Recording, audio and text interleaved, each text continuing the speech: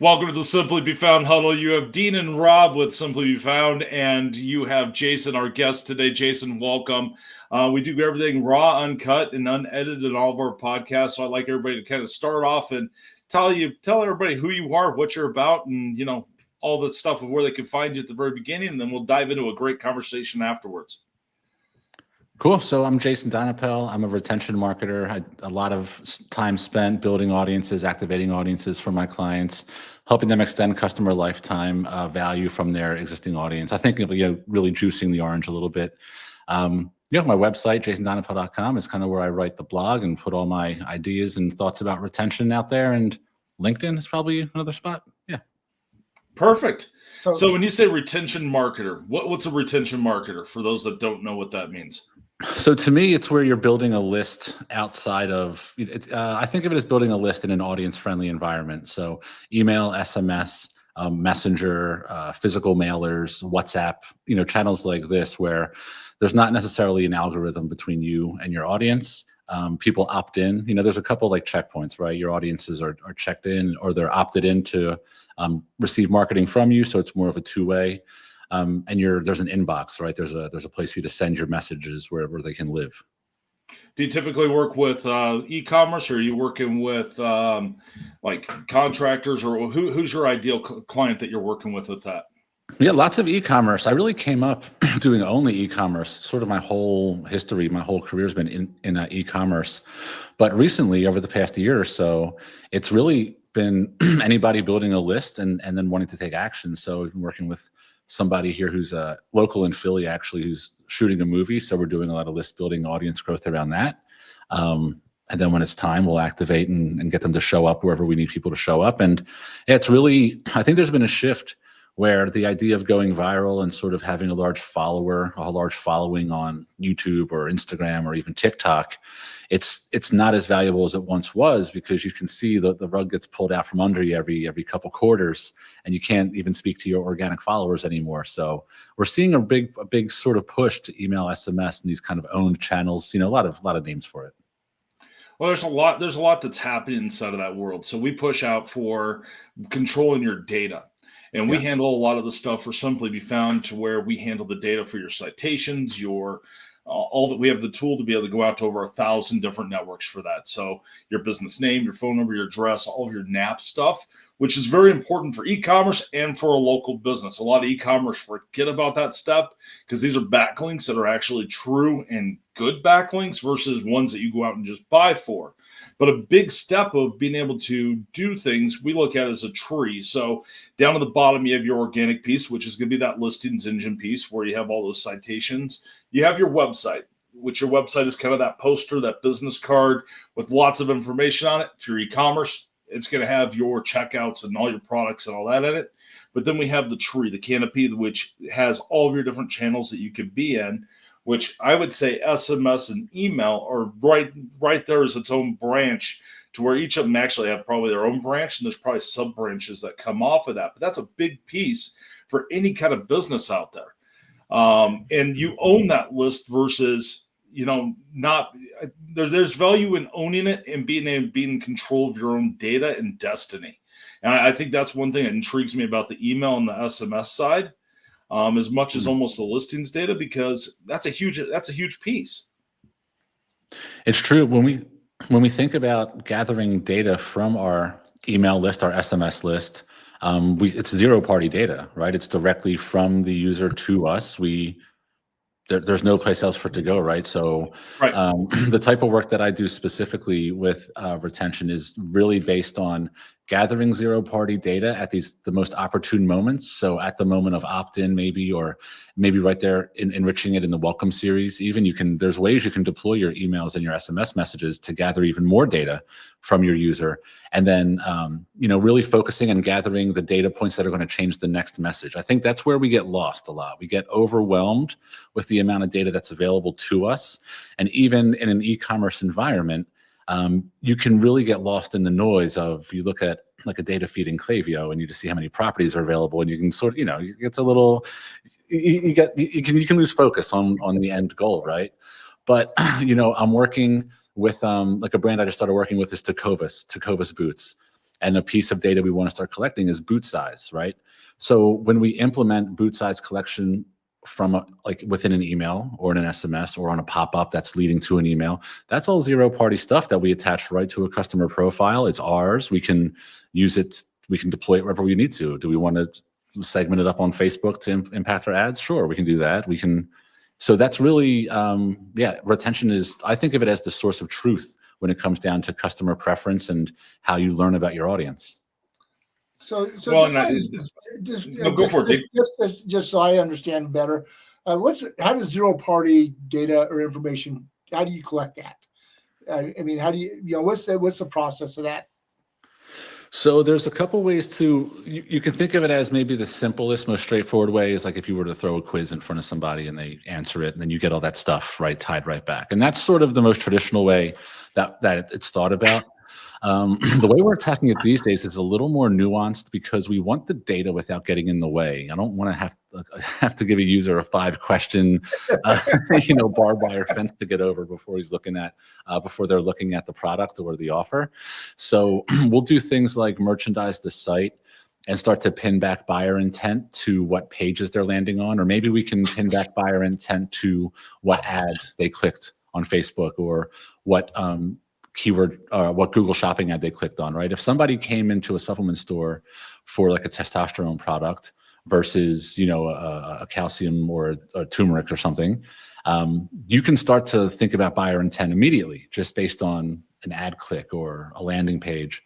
So starting to pull data just from what pop-up they came in from, and then doubling down. Okay, I'm going to throw a drop down on top of that pop-up now. Like, so you're on a testosterone landing page. You came in from Facebook or Google or wherever.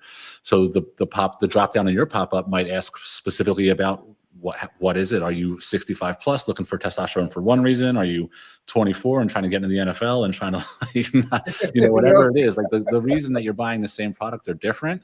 And we feel that the messages to those users should be different. In some cases, they can drive value very, very high. And there's a point of diminishing returns in this equation. But up until you hit that point, collecting zero-party data in a really customer-friendly way, like what I just described, and then using it to improve the welcome experience, right? That first welcome message is different, based on the users we just talked about. This is how we see engagement kind of skyrocket, and we're able to leverage that data across any platform we want, any channel we want, because it's ours, right? The customer just gave it to us. It was nowhere else except for our properties between us and them. Yeah. Do you find a resistance issue with people giving out their information or their data to you? No, because I mean, sure, if you throw a 10-question survey in front of a user, then sure, you're going to have a problem with conversion rates, because that's a lot of investment from somebody. Why would they do that? But if you're able to, like what I mentioned, somebody coming in off of one pop-up from another, that's just happening. That's not even a step they have to take, right? We're able to just curate. I think of it as kind of scouting out what aisle somebody's in my store before I approach them. It's the same, that's gathering data technically, but there's no real form I had to fill out.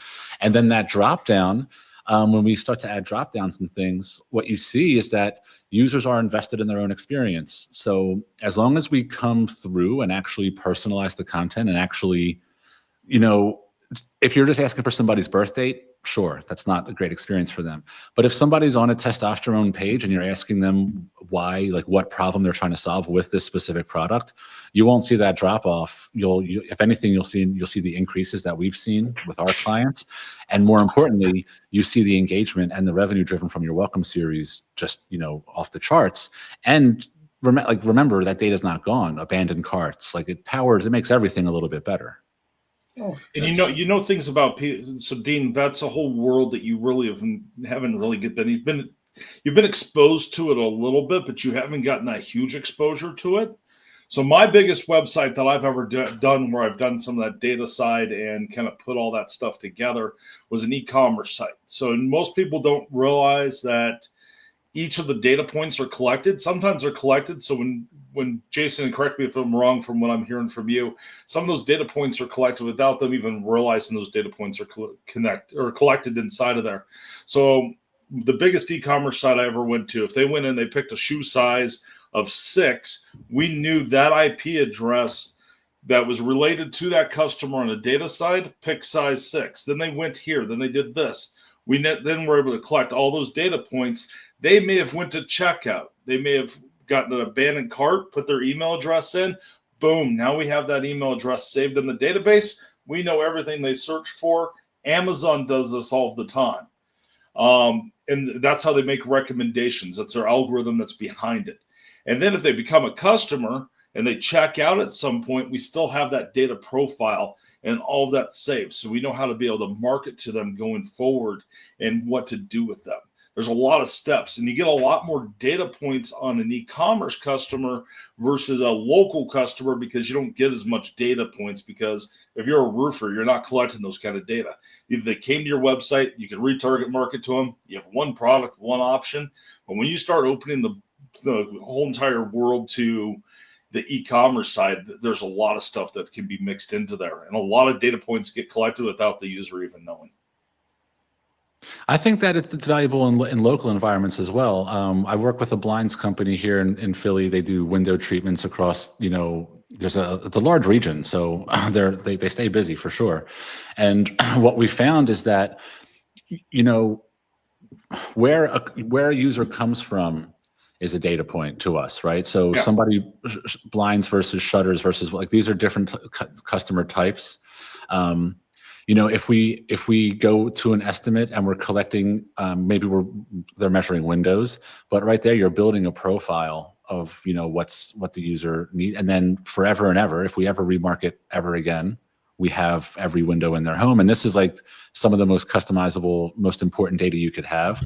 I think we get lost, like I said, in these waves of data, and we feel like we need 30, 40, 50, 1,000 data points to make a meaningful conversation. But even in that e-commerce scenario I just described, I only really had 2 data points going into that welcome series, right? I had the landing page, which was the testosterone versus the calcium or the turmeric. Right. And then I had whatever I put on that drop down. And then that changed my message. So that's really only 2 data points. So if you're a roofer and you're getting leads from your website or from any digital property, I would always have some sort of lead magnet, whether it's a pop-up, whether it's a form, something that's enticing to your user. Hey, we'll give free estimates. We'll, maybe it's content about like the top 10 roofing scams going on in your zip code. Like that kind of stuff is probably fun to put out. Right. But when somebody comes in from that, you could gather, you're on your way, right? You're building a profile, and you can start to throw a drop down on there. What type of job you're looking for, what, how, and you can start to build it. Yep, you do have those data points. Your retarget marketing is about the same, since you only have that one product for them.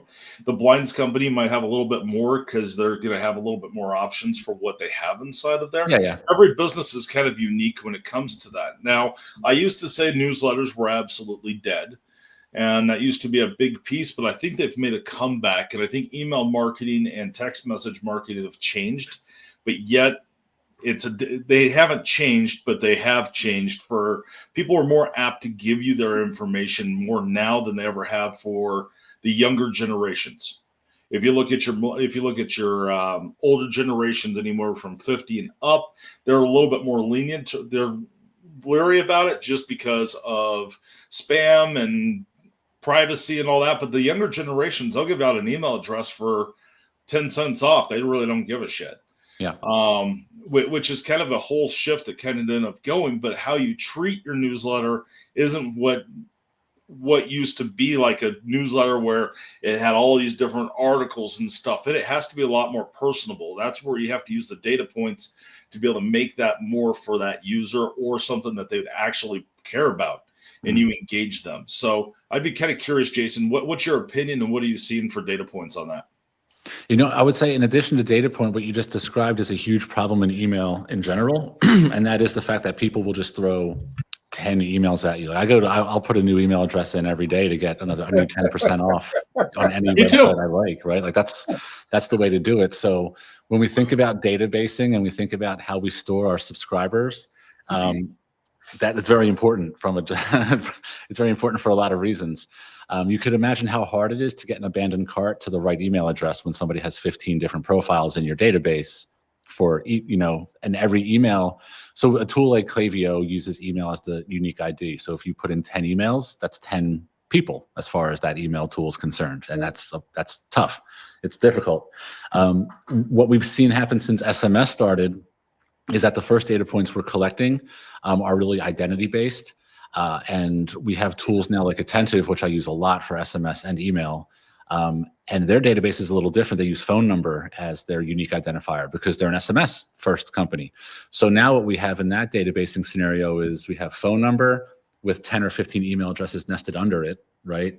So it's one profile, one user. So it doesn't matter how many you put in. If you abandon a cart, like it's easier now to route it back to you. So I would say when we're thinking about collecting data, that's really where I start because it sets up everything else, right? If I can't match an on-site event to a user in my database, it's not happening, right? No message is being sent, nothing's being triggered. It's just not going to go down. So we have to be very careful about that first and foremost.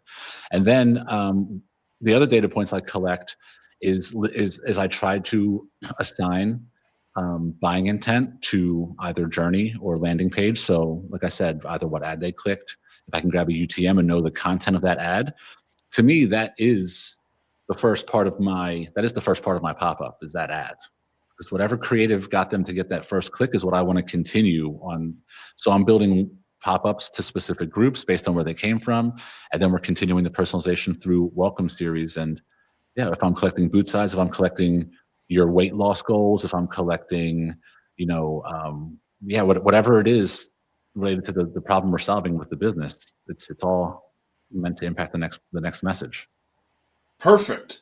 How are you tying for inside of email and SMS? How are you? And for those who don't know what SMS means, that's text message. But how are you tying in video, or are you tying in video into that mix? To SMS and email.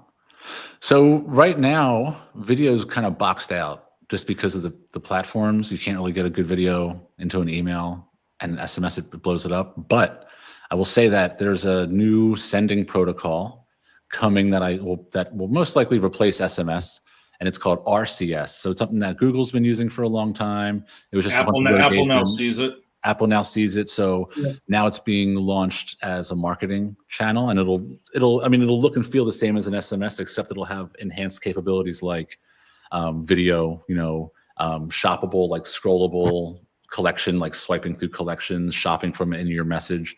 So RCS is really, really exciting. I'm thinking it's gonna be like Q3 this year. We're gonna start to see it roll out. I've been seeing a lot about that. I wasn't sure how far it was inside of that realm, and if it was in there as something that was in that day-to-day piece that was already out, or where it kind of was. I've only seen maybe 2 or 3 messages come to me from it, but some different groups I'm in, I'm seeing a lot of talk about it. So I wasn't sure how much you were implementing that side in. We just got a couple of clients onto early access lists, so we're excited. We're in the hunt. Like I'm ready to because remember when AMP email came, and then we were all supposed to have so much fun, and then it was just too hard to code and deploy, at least across clients for an agency. And this, I'm thinking of it as like AMP for SMS only deployable. So I'm very excited. Oh, hopefully it works. I mean, it wouldn't be the first thing that blew up and didn't work. I mean, it used to be a lot easier back in the 90s when, everybody had basically the same type of screen type, and everybody used almost the same browser. Netscape, or what was it? It was you had Internet Explorer, and you had Netscape, and then you also had Firefox. And AOL was that was the one, right? So AOL had its own internal browser, which was actually built later on, if I remember correctly, and then don't quote me on this. Someone will say in the comments if I'm wrong on it, but I'm pretty sure that AOL was using Netscape as their backend browser within their software. But a lot of people, AOL really was if you want to talk about the very beginning of kind of doing that retention marketer stuff, AOL was really the forefront of most of that. CompuServe started it. Prodigy did a little bit, but AOL fine-tuned all of that side. The inbox. They created the inbox. You've got mail. How they were messaging. You've got mail. You've got mail. I mean, everything was inside of there. You had your messenger system inside of their system, and people thought that they had to use AOL to be able to get onto the internet. They sold it as a full package. It was like how Q-tip is a cotton swab. AOL was the internet. Yeah. And they had it. They had it all. I remember when I was a kid, I would go to AOL, And then my mom had parental controls about like whatever, if it was content based or the amount of hours. And then when that ran out, I would get around it by going to like Netscape directly and just go directly to the browser. And like, it was so easy to get past anything back then. That's because when you dialed into AOL to connect, so if you were using it during the dial-up days, it would connect and it would tell you that you're out of time. And the problem with that out of time clock is there was the whole piece where if you loaded another browser on top, you were technically on the internet, you just couldn't access their interface. That was a big piece that we worked on back in the day. So yeah, this is going to date me out. I worked for AOL back in the day. That was a whole conversation piece of, how people hacked it and why they ended up going unlimited. And they were like, oh, we can just go unlimited. People are getting around this anyway. Oh my God. They could never figure out that problem for, well, how do we send that information out? And I mean, that was during the 56K modem days. Oh yeah. The difference was everybody knew you were on the internet because you pick up the phone, you could hear the modem talking back. That's right. Yeah. Well, telephone companies did really well for themselves. They ended up getting, extra lines out of it, the whole 9 yards. And then they came out with DSL to where you didn't have to have it. And then they came out with the cable modem. So cable got involved into it. I mean, but when you really think about how retention marketing started, AOL was really at the forefront of a lot of that stuff. And a lot of business owners really don't even think about that. So when we talk to most of the businesses that are with us that do stuff, they don't even know what's possible with the data side and how important that side is. Do you see that with a lot of people that come to you, Jason, at the very beginning, where they're like, I had no idea any of this was possible? Yeah, what happens is people are enamored with the spend, right? And I think that the spending on ads and spending on media and things like that, it's so mission critical, right? And it's urgent because it's draining every day. If you have a Facebook ad running, it's happening, and you have to be optimizing it. But yeah, if we just slow down for a second, investing in that back end, that retention piece, is what's going to make that front end spend more valuable. It's how you're going to drive down cost per acquisition and get another crack at your visitors. Because, when somebody comes to my website, for example, if they click on an ad or something and hit my website, there's no big call to actions on the homepage. The only thing I really have is the pop-up when you're leaving and then some embedded forms. But if I was ignoring retention and there was no embedded forms and no pop-up, and I just paid for a click that saw my page and saw my face and left and forgot me in 10 seconds and it's over, I can't talk to them again unless I pay for another click through, whatever, Facebook or wherever I'm marketing. And that becomes incredibly expensive to get an acquisition when I have to pay for 6, 7, 8, 9, 20, 25 touch points, right? Like if the longer your sales cycle, the more expensive this thing gets and the more unobtainable it becomes to generate sales just through outreach like that. But if you have a way for users to opt in, they're not ready to buy today, but they want more information. They're not ready to buy today, but they want a pricing sheet, or something to keep them in there. Now you have an email. Now you have an SMS. You have an opted in state from a user, and you don't, now you can send them messages. You can come up with a predetermined step-by-step. Here's how to take a cold person to a warm lead. Here's how to get them back on the phone. Here's how to rebook. Here's how to, and we have to removing this binary win-loss condition from the person clicked an ad, saw my site, left, clicked an ad, saw my site, left, or saw my, moving people into an opted in state should be, in my mind, that's what my ads are for. They're not to sell anything. I'll sell stuff later. The thing for me is getting them to an opted in state, and then the selling will happen. Well, and I think ads are a thing of the past where they don't work the way they used to. People don't pay attention to ads like they used to. How you handle that ad, that's why you have to, we preach big time that ads are basically, I think Google ads and Facebook ads are dead for a lot of industries. They still work in some industries, but a lot they're dead in for how they're being worked. Your organic marketing is going to matter more than your paid ads, because you own your destiny when you actually have your data inside of there. Your other piece is when you drive traffic to the site and you gather their information to do the retention piece, you're able to then still own that data. So I would say organic still is the best. And the only spot that I think that really still shines inside of ads is retarget marketing.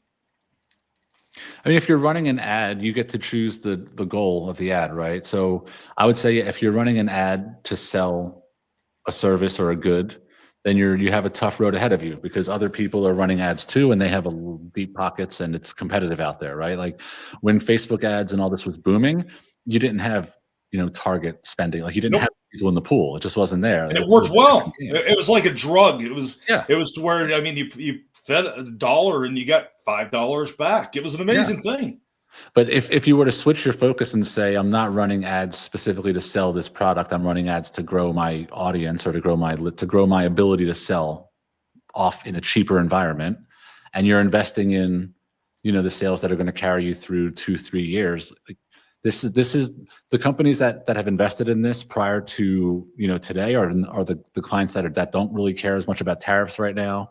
In my book of business at least, they weren't shook up about COVID too much. Like they know that macro events are going to happen and shake everything, and they're not as worried because they're not relying on the Facebook algorithm to drive their monthly sales, right? They've invested in this infrastructure where they can reach their audience, and that's really a good place to be.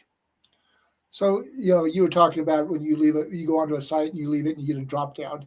What kind of engagement do you get from that? Because I'm the older crowd, and that just pisses me off when I see those things. I go, I want to leave. Don't ask for any more information. So do how does that work? Do you get pretty good engagement with those? When that happens? Like a 10% email opt-in, and then 5 to 7% SMS typically in like a typical e-commerce environment. And opted-in status. It really depends on how you approach it, right? I think if you throw a pop-up in somebody's face and it's like, hey, you get 10% off in the next 10 seconds, then you're going to get a lot of people that are pissed off and whatever.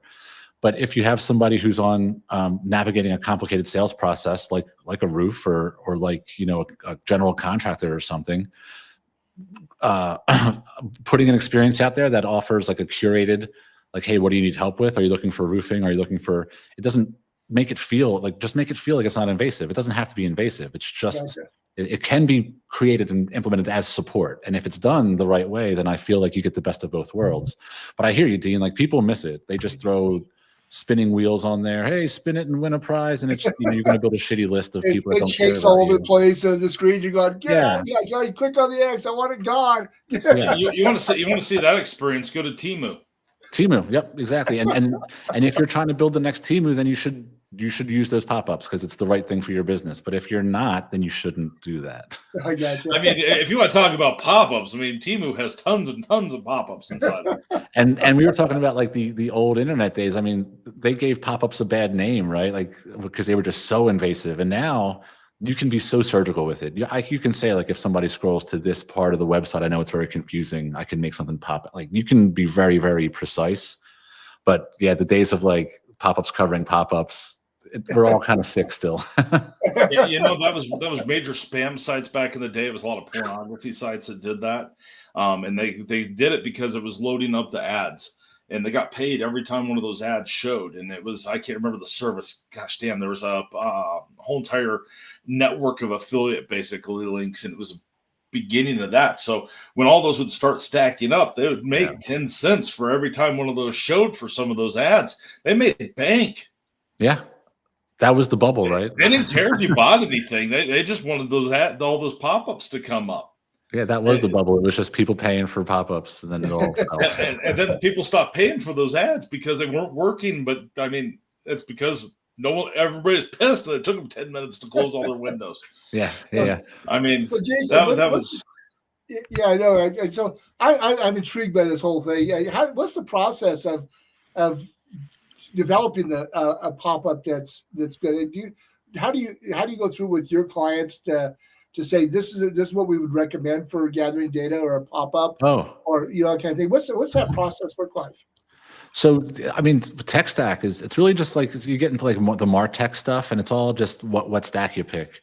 A lot of these tools that handle email and SMS sending will have built-in pop-ups. I've said Attentive a couple times because it's the one we use most frequently for our e-com clients.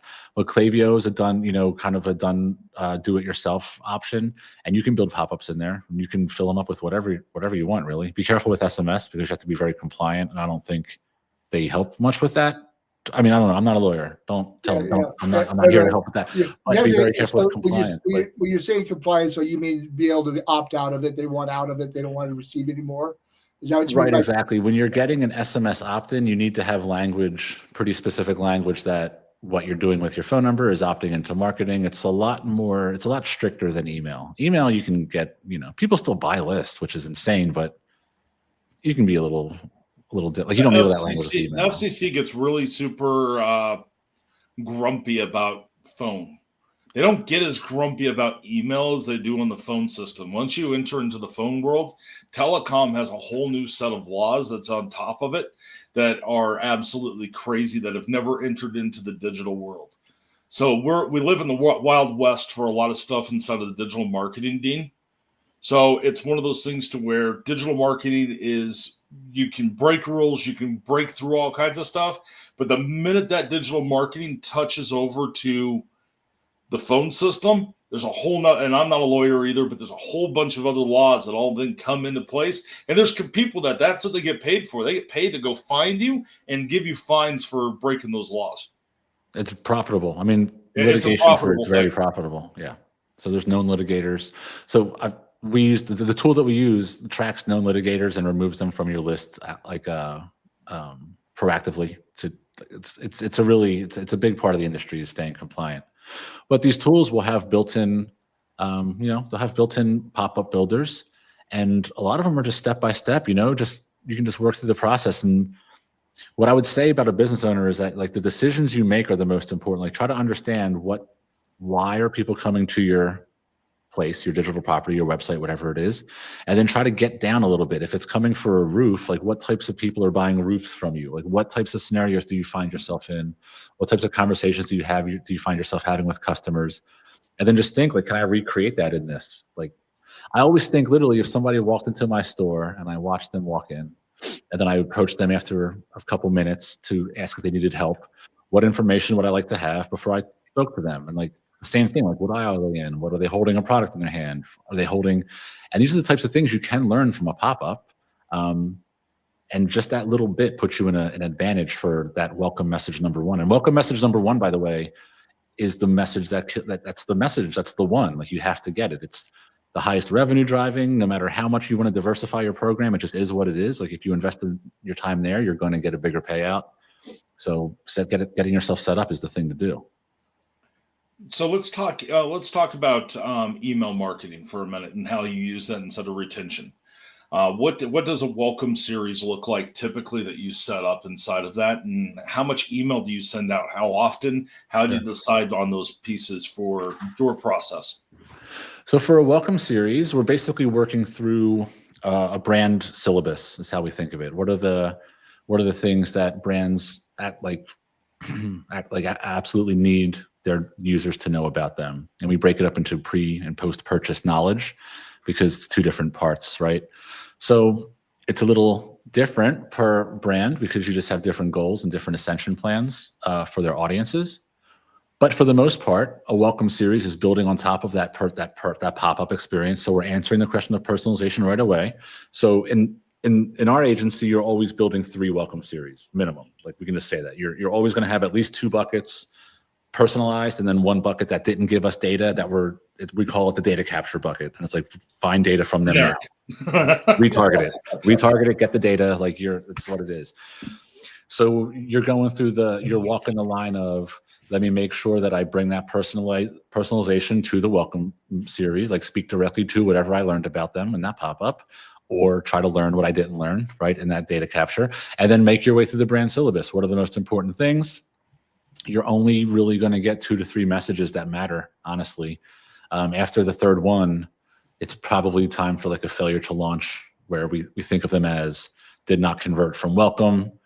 How do we change tactics and kind of start the next phase of, like, it's not a win back, but it's like a failure to launch, right? They're lagging here. And yeah, so it's a little dynamic from brand to brand. And then you're just, I think of it like that. If you've seen 2 out of my 10 brand syllabus points in my welcome series, and then you purchased, I'm retargeting the other 8 in post-purchase. Like, you're seeing all these things eventually. And I'm thinking profile by profile, who's seen what, how can we retarget it, getting all the values out there across everything, dropping them in the abandoned, dropping them everywhere. And when you're going through and crafting your message, how do you make sure that those messages meet the brand's personality? And how do you identify the brand's personality? So I don't. In the agency, you fit into 90% of marketers out there for saying that. We have a really great production team in house that kind of takes the reins and does that for us. But I'll say, like, a lot of it's AI assisted now. We built databases that help to just pull stuff in and kind of get the nuanced, like, harder to get stuff. And a lot of it is off revisions, right? Because we're in a position where we're the ones creating messages and then deploying them and then seeing how they perform. We are able to measure that. So we're able to measure the before, the after, and like the murky creation periods. But we're also able to measure approvals and revisions. So if the brand owners are telling us this is not on brand, revise this, revise that, that's all data entry. That's all enrichment data, as far as I'm concerned, that enriches our database. And after it's an iterative period, right? After a couple rounds, after whatever, the team catches on and we're on the same page. So what does a perfect campaign look like if you're working with an e-commerce company, e-commerce brand, say it was a shoe store or something like that, sold clothing, whatever it might be? What would that perfect entire marketing campaign look like in your eyes? So you'd have segmented out their. So first of all, you'd have a couple data points coming in. You would know if they're shopping for themselves or for somebody else, and you would try to know that about this session. Like, you would try to, because sometimes people are buying for themselves, sometimes people buy for others, and sometimes you want to know which they're doing right now, right, as part of this. And you can do that with Popup. Like, you can do that with things on site, like literally in your product page, like, hey, shopping for yourself, shopping for your other. We have some clients where we've used these personalization, like data collection. I mean, you guys are data guys. You understand, once you have data in the back end, you can present it however you want, right? So we'll have things like shoe size, and we'll just build out like a shopping page, like a shopping buddy for you, and it'll list, here's your sizes, here's your husband's here, and we'll just ask them, who are you buying for? Fill it all out, and then so we can proactively like do this stuff and show it out to them on the front end. So ideally, we would know if it was a shopping for who it was, and then the correlating size for the right experience. That way, we can make product recommendations based on what's in stock and remove what's out of stock. We also can increase urgency for items that are low on stock. So if there's like less than 15 or 10 or something, you could put a little extra call out in that email for that product. The next thing I would think about is timing. You're really able to see over the long span. That's the great thing about email and SMS. You have so many touch points with the user. You might send them 300-400 messages over the course of, a year or something. So you're able to pin down what channels they're using. Is somebody more apt to open on email, or are they more apt to click an SMS? Are they going to click an SMS at 10 o'clock at night, or is it going to be an email at 2 in the morning when their kid's awake? Like, we get really weird with it. Like, if we're selling stuff to new moms, emails come in at 2-3 in the morning when they're nursing a kid and probably losing their mind, and we're like, yo, we can help with, like, we're really trying to get in there and make sure we're delivering messages when they're most helpful. So you would have some grasp on time for this segment. It's not going to be time for the whole send. It's going to be time for, you're probably going to have like 2 good times to send and then one kind of catch all. We don't know, but you're going to have some level of time. And then it would just be, since I'm not a designer, just a plain text. Honestly, I tell my clients sometimes, like, sometimes I just want to write the email, like, you have no idea how much data went into this. Please just buy the thing. We tried so hard to make this good. Just buy the shoes. That's a good ask, Jason. That you're getting to it. That's an ask. It's a big ask. It's a big ask. I think a lot of people just have a hard time asking for a sale, and that's a hard piece. But I think it's one of those things to where you can take retention marketing and you can make it extremely complicated. And you can make your messages really super long, or you can keep them short and sweet, because nobody's going to read a long message. Yeah, 3 seconds, 6 seconds, somewhere in there. But the thing is, like, so we talked about, those were, I think, what was that? That was like maybe 3 data points I called out. Who they buying for, the size of the person, and then there was one more I forgot. Oh, time. Time. So those 3 little pieces, that's a personalized message right there. I mean, you can go as deep as you want to, but I'd be comfortable at that level of personalization, I think.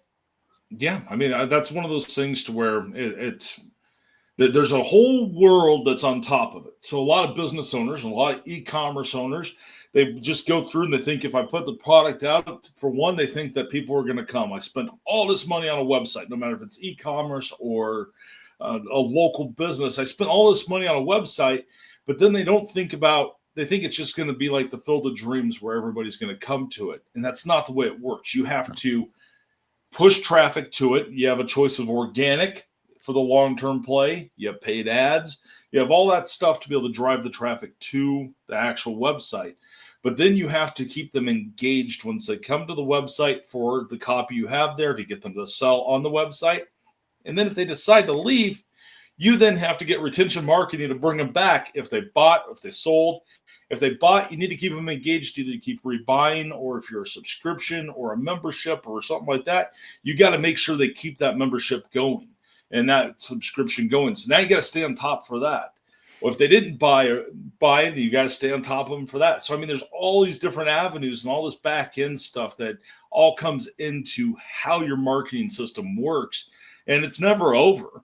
And it just keeps repeating itself over and over again because you have to stay in front of somebody. Because if you don't, you're never going to buy them from them. It's no different than being a salesperson and having a stack of cards of everybody who buys from you and going through and smiling and dialing. It's just doing it in a digital way and hitting them on multiple different channels, because there's not just one place they're going to find you. There's not, everybody's different for what platform is their go-to. And age matters to a fact, but I mean, I've seen people that are 70 years old that love TikTok. That goes against the norm. They might be there. You never know. So I think that's the whole world of that marketing piece. When it comes to your company, Jason, what is the process of onboarding someone out, and what does that kind of look like? Oh, so whenever we're starting a new engagement, there's a 4-step process we go through. It's the same for everybody, because we start. It's a lot of what we talked about today, honestly. We talk about the top of how traffic is coming and being converted into this opted-in state, right? How are we growing an audience? Because that is the number one goal that's going to fuel everything else. So the 4 steps are really set to almost productize that process while it remains like incredibly customizable for businesses that go through it. It's like we're identifying what digital properties we have to handle, and then how to best capture traffic from them, what data we should collect from them as we're capturing it so we can write a better message. So the 4 steps are pop up, welcome, there's other journeys, and then we start with some campaigns. It takes 30 to 45 days or so, and then we roll into you just go with it. You keep building out, right? There's always, like you said, it never ends. There's always more journeys to build and more experiences to kind of take care of. And you just keep building it out. Awesome. And if anybody's interested in finding you, going through and dealing with you, can you repeat where they'd find you at? Yeah, it's jasondonapel.com. And I think LinkedIn is the only one I really go to. I don't do the other ones. I hardly do that one. Choose your poison, right? Yeah. What do you think? We had this conversation on a podcast the other day where they think the future is going to be inside of the metaverse. How do you think the metaverse and the whole entire virtual reality piece is going to change with SMS and email in retention marketing?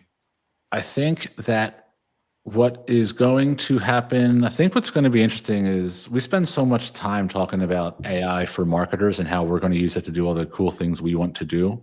And I never hear people talk about our customers using it against us. Like, they're going to use it to filter us out, and we're going to be more and more talking to, our messages are going to be seen by like AI representatives who then tell their users like, oh, you should open up this message or that message based on your previous history. You should open this or that. So there's a whole new, smarter, call it a filtering system, whatever you want to think. Like, there's a whole new wave coming. If the metaverse is anything like the LinkedIn feed, I don't want to go ever. So I'm not interested in that. LinkedIn is one of those things to where, I mean, Dean asked me this morning, he goes, do you pay for the pro account for over at LinkedIn or the premium subscription? I'm like, I don't know if I want to be sold that much. And I'm like, that's my fear. If I pay for it, I'm just going to have more people contacting me to want me to buy their shit. Yeah.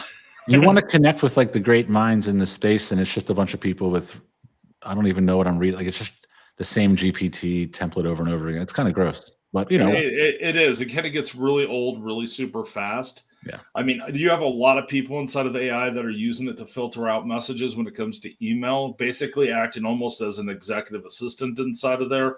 They're regrouping mailboxes, they're scanning emails, they know what's happening inside of there. There's that whole world. And people are finding businesses with AI more than ever right now. I'm seeing a huge, so from a data aspect, I see a lot of people using, chat GPT search functions and different ones for doing search compared to what it is. And they don't even go to the website anymore, which is going to be harder to track data to be able to retarget market to people because they never even came to your site. They got their answer based on your blogs inside a search and never even had to go to it. So that means you have to have the right data points to be able to give them. So that way you get the phone call. That's going to be kind of a huge piece that's going to be changing out there. That's so cool. Yeah, think about it. That's really cool. I mean, when we talk about AI, it's a lot of times it's in this concept or in this context of like shrinkage, like what are we going to lose? And there is a lot of that happening right now. But I think lately I've thought that it's actually going to really break down like custom software, for example, where a landscaping company or a roofing company in Philly would never have been able to get a custom CRM built for their, and now something that would have cost 150K might be on the table for 40, 50K, and they can build a better business. And it's going to be a whole new wave of buyers that have never been in the market before. And I'm really excited to see, I don't know, like the democracy of software development or something. Like, I don't think a roofer is ever going to go and build his own CRM, even with AI. But I think that now kids in college will be able to, I just feel like it's going to open it up to so many more. There'll be so many more buyers and sellers of tools and software and development and thinking through problems and data. And I'm really excited, dude. I'm pumped. So speaking of contractors, I was talking to a group that does their association for contractors, roofers, landscapers. They basically do all of that stuff. Did you know 82% of contractors don't use a CRM? I would believe it in a heartbeat. Still do it by paper. Yeah. I'm building out one for a local business right now, and like immediately you just see the thing about it is that it's like automating processes that are really unique to you, and nobody else is automating this process, and once you can get stuff like that dialed in, I mean, if you could save yourself 10 or 15 hours a week off of your admin, off of your paperwork, off of the bullshit you don't want to do in your business, like I think it's going to be on the table for a lot of people that never thought they could access it before.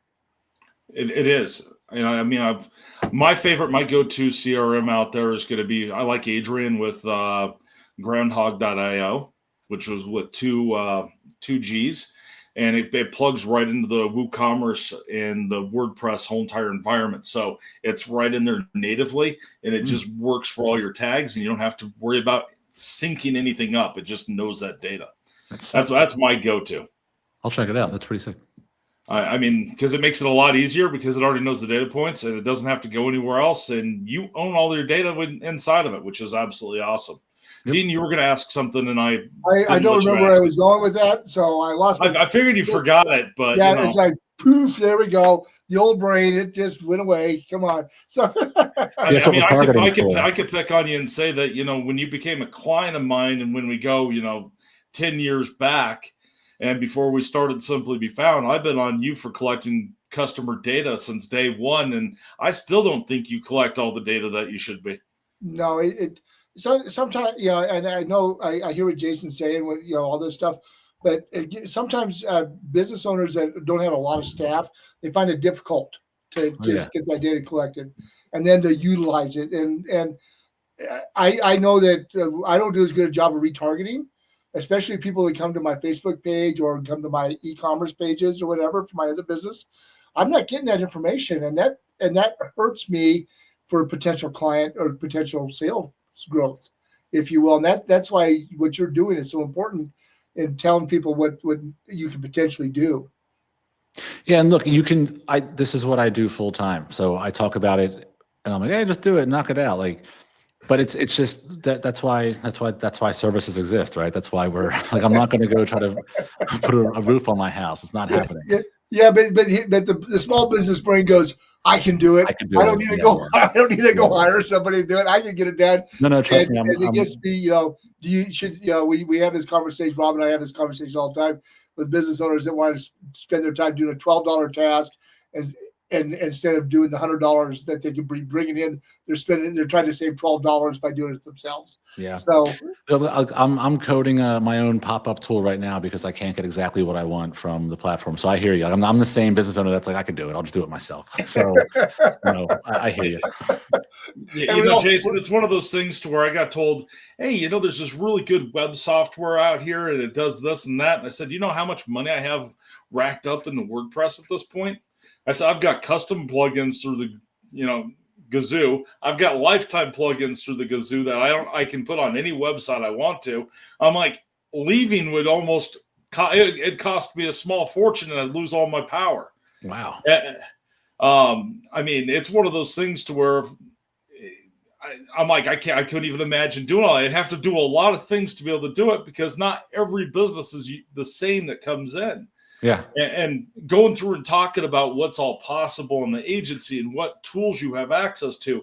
I mean, it's almost impossible because everybody's situation is a little bit different. And there's a different tool that might be specific to that one. Yeah. I think you're right. That's, the 4 steps the 4 steps covers a lot. The 4 steps covers a lot of verticals. It does. So it does. So Jason, one more time, where would they find you at?